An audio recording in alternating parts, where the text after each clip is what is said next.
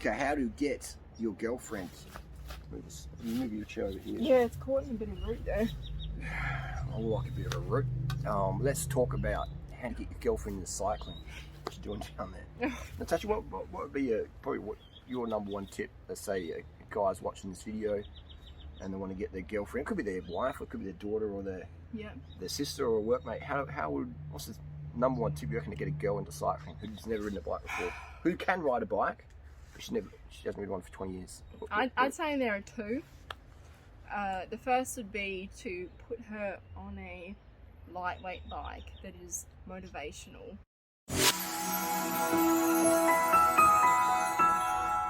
All right, here we go.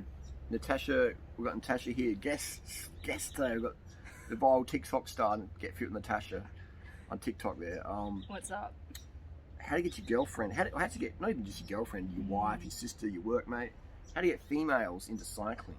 Natasha, we're going to talk about 5 tips here that I've found over the last 25 years. Devastatingly effective, and Natasha agrees with them. Yeah. I think first off, I'll start by saying how I got into cycling from the very beginning. So it started with the inspiration from watching Harley's videos, and I knew road bike, mountain bike shoes, and the Shimano A530 double-sided pedals. So it was Harley's inspiration, and my dad as well, because I didn't have a car in Sydney. He's like, I've got this road bike, like, you should ride around for commuting, ride to tennis, to the shops. So that's what I did, and no, popping out of the tripod. Natasha was saying about your dad. Wasn't that bike from the swamp? Yeah, so he found a bike in a swamp in Kurnell in the Shire, and that's what I started riding around at first. But then the gear ratios were horrendous. So really hard to ride. Really hard. Grinding out the knees. Especially from the train station back home, it was uphill. So then I swapped over to a Reed Osprey, which is like a cheaper value. Australian brand, which is a cheap. And did it have easier gears? It did. Okay, so then got the hills more fun. Yep. So that's how you got into cycling. Some of the videos, your dad said, "Hey, get into it" as well. So you had that sort of like support online in real life. Yeah. So I had the guidance from you telling me mountain bike shoes and the A530 pedals, which is like a double-sided pedal. So you can sneakers on one side, other side you can clip in. And then I had my dad to physically take me to the shop and ride some bikes, so that was helpful as well. Yeah. Did you get, when you first rode clip-in shoes, was it like awkward, or did you have crashes, or were you like, oh, this is stupid, or did you go, wow, this is better? Yeah, it was awkward. I crashed twice. I didn't crash into things. I fell on my side. You didn't practice enough before your first ride? Yeah. So everyone does. You want to clip in and clip out at least 100 times each foot before you leave the house. It was actually in the first week of riding, and pulled up to the pedestrian crossing. I didn't clip out in time, and this was at a Piedmont Bridge. Boom.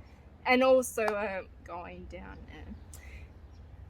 Parramatta Road on the footpath, and my wheel got sort of caught between one of the gaps in the concrete. The gaps with all the wiring underneath, and they put the plate on top, those like Telstra things, and my wheel got caught, and I couldn't clip out in time, and I fell on my side again. Did you have gloves on or not? I did. Oh, no, always wear gloves, gang. Wear gloves. So that's it. So that's your intro to cycling. Yeah. And now, what? I mean, if you're going to get someone to cycling, what's 5 tips you'd say? So 5 tips. So I guess we'll go between us. Yeah, we talk about the lightweight bike. We're talking about lightweight bike. Yeah. So a lightweight bike is extremely important. You don't want to put your wife, girlfriend, or female friend on a clunker. On a heavy old mountain bike, on a beach cruiser, because it's heavy, and you got to pull that thing along, and it's just the difference between a beach cruiser and a lightweight rim brake road bike is just night and day. They are chalk and cheese. So yeah, they are chalk and cheese. An example would be, I could visualize if someone said, "Hey Harley, go and do a 200k time trial. We've got a TV camera is going to follow you. Do it." I'll be like, "Well, give me 30 minutes to prep. I'll get changed, have some food, let's go." If they said, go and do it on a beach cruiser, I'd be like, oh, I mean, how much I'm getting paid again? Yeah. You know? Like, I'd be straight away, I'd be like, oh, nah, dude, like what? People are like, no, it's more resistance, you know, like you get stronger. Not how it works. It's not how it works. Like, it's like a computer that spins up real fast and fast Wi-Fi. You're motivated to create content because everything's just working quick. You don't have that spinning beach ball of like delay. So a bike that when you put the power down, the gears don't jump around because you've got them tuned properly. You push the pedals and you feel that kick forward and you feel empowered to ride it. So I'd say the magic is probably around 7.3, 7.5 under 7 kilos, depends on your body weight. And these bikes, they launch forward when you put the pedals down. You know, so you want to go. Like if you've ever driven a Porsche or Ferrari, when you hit the accelerator, you get this sense of like, oof, wow. And that's the same with a lightweight road bike. So you don't want to put them on a clunker. You know, you want to put them on the lightest bike you can get, and that could be maybe just change the tires so they're skinnier, or you pump the tires up just so you have, or the chains lube, so you have that responsiveness. That's right. So there's ways you can make any bike feel faster. So the fastest bike in any given moment is the best bike to ride, motivation-wise. The next tip is comfortable saddle. Oh yeah. Comfortable saddle is so important, and you may have to experiment with this. I was lucky enough on my Reed Osprey, which is like a mega rally road bike. The saddle was so comfortable, and it's actually the same saddle that we run on the e-bike now. So sort of Velo lady saddle. Yeah, it's a Velo lady saddle. Got a cutout sort of shape. You want a cutout so your mutt's not getting mashed and numb and hurting.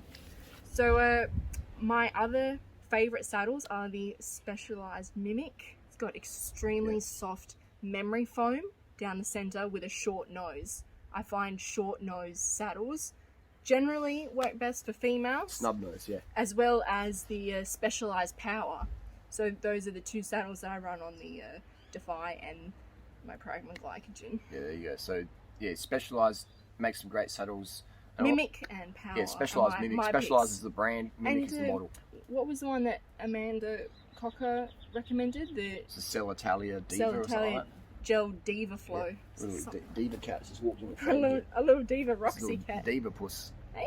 So yeah, you want to. It's experimentation of saddles, and also you want to make sure the saddle's like not pointed up, because if it's pointed up, it's going to rub. It's going to give you a lot of friction in your perineum. You want it level, or maybe leveled down just a little. Yeah. Right. And you can experiment with these saddles for 30 days from Specialized, can't you? Yeah, a lot of them you can. You know, generally your good bike shops will have a box of saddles you can put on off your bike, and learn how to put a saddle on, learn how to take a saddle off, learn how to adjust it like a nano degree up or down. This is so simple. We need an Allen key to do it. So simple. Have some carbs, have some water, breathe, and just learn how to angle a saddle so then you can have it custom to you. Because you might go take it to the shop and go, I'm a woman, you just fix that for me.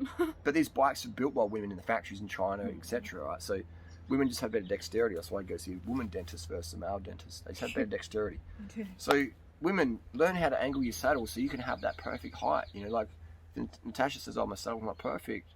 I'll give her the Allen key, and so do this bolt here, left or right, and so she can have that power and make those subtle changes. And you empower a person by showing them how to do a saddle up and down. There's plenty of tutorials on YouTube. It's just one bolt or two bolts. Yeah. They move the saddle up, down, forward, back, and then get a white-out pen and mark it your seat height. So when you've got a height you're happy with, if it slips, you've got a reference point. These are simple things that can be game changers. The next tip is encouragement. Yeah, encouragement. You have to be praise. You have to be very nice to your lady friend, and you can't go zooming ahead of her. You can't be dropping her the whole ride because she's going to get very upset, and I'd get very upset as well. Yeah. And I'd get so upset I'd turn around and go home because it's like, what's the point of this? You know, are you taking me out on a ride, or are you taking me out just to drop me? Yeah. So yeah, you want to. I think a big tip is let the woman set the pace on a ride. Nowhere else in life, but let the woman set the pace on a ride. Let the woman set the pace on a ride. Otherwise, it's going to be big trouble, little China. I mean, unless you're drafting her, pacing her for a climb or whatever. So yeah. And in that case, have a little mirror so you make sure you're not dropping her. But yeah, having a mirror on your bike's really good. Otherwise, what I see is guys riding, and the woman's like 10 meters back, 100 meters back. Oh, She's not going to be enjoying it. It's not enjoyable. And we I've ridden want to with, be riding together. yeah, I've ridden with plenty of pro riders over the years, like world tour riders, like, you know, Wiggins and Froome, and I've held their wheels and stuff. But when, you know, let's say I've done a big ride and I've gotten dropped, you know, and then I come across these pro riders or whatever, and I can't hold the wheel, and they just ride away from me. It doesn't. I mean, I'm okay with it, but I think if I'm a noob, it's my first ride, I'm not going to enjoy cycling. Like, I get it. You know, if I've done 200 Ks and I'm, you know, maybe dehydrated or whatever, and I get dropped by someone, like, I get that feeling. But if you're a noob and you get dropped in the first 100 meters, you don't want to come back, you know, unless you're like next level. Yeah. And most people don't exist like that. So And it's important to give a lot of praise yeah, to remind her that she's doing well and keep the pace slow. yeah. Right? And Keep it like walking pace to start with. yeah. Keep the pace so frustratingly slow. She gets frustrated. Like, come on, let's go faster. Yeah. Right? And then when she says, let's go faster, you're like, here we go. You know what I mean? And then let her set the pace. Don't go, okay, let's go, and then start smashing it. Yeah, ideally have a power meter and keep your rides under 100 watts. All right? Oh, that's too, like, do you want your girlfriend or you want your lady to ride or not? And that's what I've found with all my, you know, women I've coached over the years, girlfriends or friends or whatever. I always do these 100-watt rides, you know, and then they finish the ride and they're like, wow, that was easier than I thought it was going to be, you know. Yeah. And they want to come do it again. If you go out And and do a again ride, and again and again. if you go and average 200 watts and she's just trying to hold wheel all the time, she's not going to enjoy it. You know, she ain't going to come back out most of the time. Or it won't be sustainable for us. So I've seen a lot of women get into cycling, really get into it, and then just quit because it was just they made it way too hard for themselves, too much expectations. So if you have low expectations, you know, and make them even lower and lower and lower, so it's like a 1 out of 10 expectation, and then she'll want to come back, man, because it's fun for her. When something's fun, women are attracted to it. Right? So there's a time to slaughter yourself, and that's probably about a year later when you understand recovery and things like that. But even then, you know, that's what we do in racing, in bike racing. We attack riders to demoralize them, and by attack I mean, you know, we'll attack at like 1200 watts to open up a gap. And that rider's like, I just can't do that, stuff it, you know, I'm just going to ride easy now. So if you're attacking your girlfriend, when her average watts is 100 and you're surging at 300 or 400, well, what are you doing? I mean, it's good if you want to demoralise them so they never ever come out again, you know. Otherwise, keep it under 100 watts and then goes from there, okay? Another tip, so lightweight bike, saddle, praise and encouragement. Pacing, Yep. Keep the power meter, keep the watts down. Gear ratios, make sure that she isn't in a gear where she's grinding it up the hill where it's just like so hard, because she ain't gonna enjoy it, man. So have those gears where you can spin.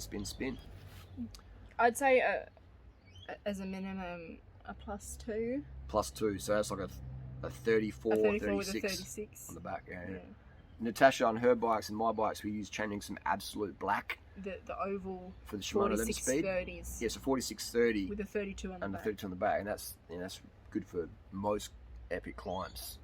But if you live in Malaysia, Penang, Malaysia's got some epic climbs. I mean, I'm a climber. Climbing's my forte. You need mountain bike. And it's that hill. I've got the KOM. It's probably the hardest KOM in the world, I reckon. Yeah. I've got the KOM in that, not because I'm the fastest guy out there, because I'm the one who had the balls to do it. Because it's just so steep. A lot of guys just like, it's too steep, I'm not doing it. Because they're gearing, it's just impossible. They snap a chain. Yeah. Go up there and stand a crank, you're going to snap a chain. So gear ratios are very, very important. And you can disagree with me, but you're still going to be wrong. And look at my girlfriends over the years, friends, they always just stay addicted to cycling because they learn from day one what to do, what not to do. And they still do it. Even if they hate my guts, they're still riding bikes using my template. All right, so there's something in there. What else we got? Number 5, carbohydrates and water. Make sure you always bring snacks. Never let a woman get hungry. If she gets low carb, boom, your life's going to be tough. All right, so always bring snacks. Bring some Cliff Bars, some dates, some sugar water, sweet drinks. And make sure... No stevia, no aspartame, stevia. Unless you want a cranky, angry, hangry woman. Make sure you put 2 bottle cages Cortisol. on her bike. 2 bottle cages is important. 2. 1 bottle cage for a syrupy sweet drink. The other bottle cage for fresh water. Yeah. And that way you ride along, it's super easy to grab your bottle, Yeah. take a swig, fresh water, and keep going, going. And make sure she has gloves on and a helmet. Yep. Otherwise, she rip her palms up, ain't gonna come back. And then, True. And she's not confident drinking with one hand. Like, have regular stops, right? Yeah. And when you stop, say, hey, slowing down. Just give her some basic road rules, and just communicate. If you're gonna go left, say left. If you're gonna go right, say right. Otherwise, people and teach them about overlapping wheels. But that's another video. these basic things. So if you keep the pace slow, and if a woman's not comfortable riding one-handed, just stop every 10 minutes so she has a chance to have a drink.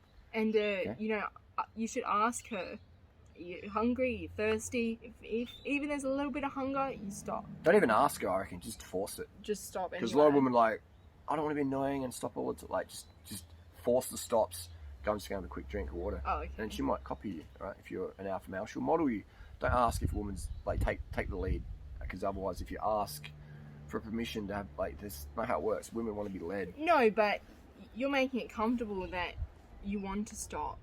Yeah, like, I'm stopping. But she might be carved up and hydrated. She may be, but you're just stopping it. So then it's just like, yeah, because it's so easy to forget to eat and drink. Right? So by being the model, it's easy for people to copy you and make it easy and safe. So stop, you top of the climb, have a sip, boom, boom, and then do that. And yeah, have a sip. Or keep your mouth moist. Otherwise, you get cavities from dry mouth.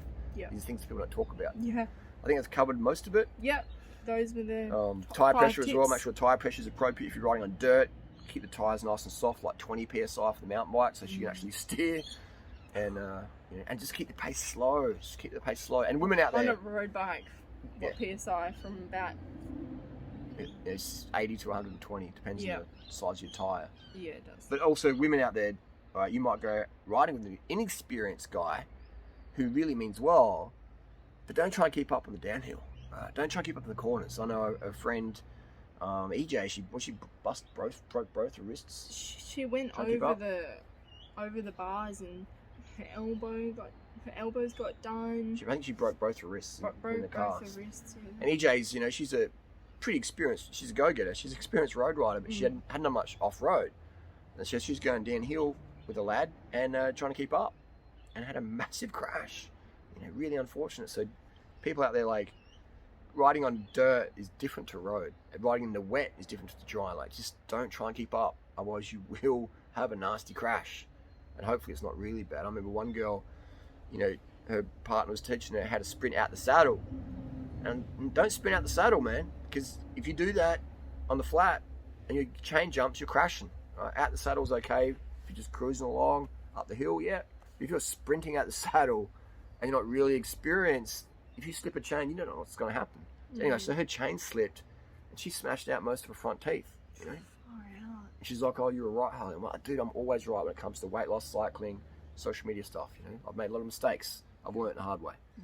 Don't sprint out the saddle, because if you and on the flat, what's the point? One, you're not as aero. Two, you're not Peter Sagan racing for the Tour de France. Three, it's too much risks of crashing. You're skipping a chain. There you go. There you have it. The risk isn't worth the reward. Done deal. You got any questions, comments down below? Down below. Thanks. You turn off. Thanks.